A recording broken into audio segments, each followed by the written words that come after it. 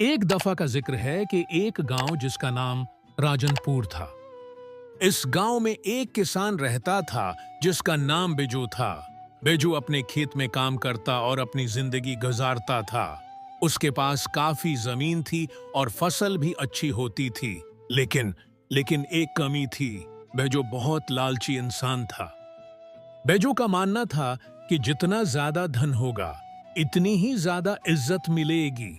वह अपनी फसल इन लोगों को नहीं देता था जो गरीब या जरूरतमंद थे, बल्कि वह फसल को महंगी कीमत पर बेचकर ज्यादा पैसा जमा करने की सोचता था। उसके दिल में न हमदर्दी थी और न इंसानियत। एक दिन का वाकया है कि गांव के पंडित जी ने कहा, बेजो, दौलत से ज्यादा जरूरी है सबका भला करना। दुनिया में पैसा सब कुछ नहीं होता। लेकिन बिजू ने हमेशा की तरह पंडित जी की बात को हंसकर टाल दिया और बोला, पंडित जी, पैसा ही सब कुछ है। गरीबों के लिए मेरे पास कुछ नहीं। इसी रात जब बिजू सो रहा था और उसने एक अजीब ख्वाब देखा। उसके ख्वाब में एक रोशनी से भरी हुई औरत आई जो बोल रही थी, बेजो, तुम्हारी लालच के बास तुम्हारी जिंदगी बदल जाएगी। संभल जाओ, वरना तुम्हारे पास जो कुछ है सब खो दोगे।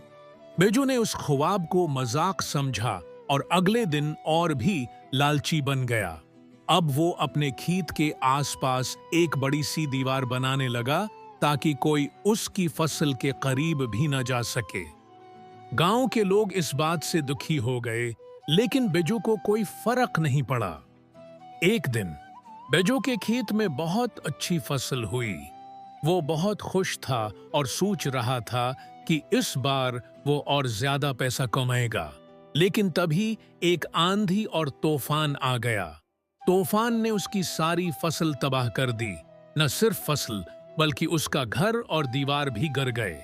बिजू के पास जो कुछ था सब खो गया। गांव के लोग, जो उसकी लालच की वजह से उससे नाराज थे, लेकिन फिर भी उसकी मदद के लिए आए। उन्होंने बिजू को घर बनाने में मदद की और उसे खाना दिया। तभी बिजू को अपनी गलती का एहसास हुआ। उसने लोगों से माफी मांगी और अपने दिल से लालच को निकाल दिया। उसने अपनी जिंदगी बदल दी और गांव के लोगों के साथ मिलकर काम करने लगा।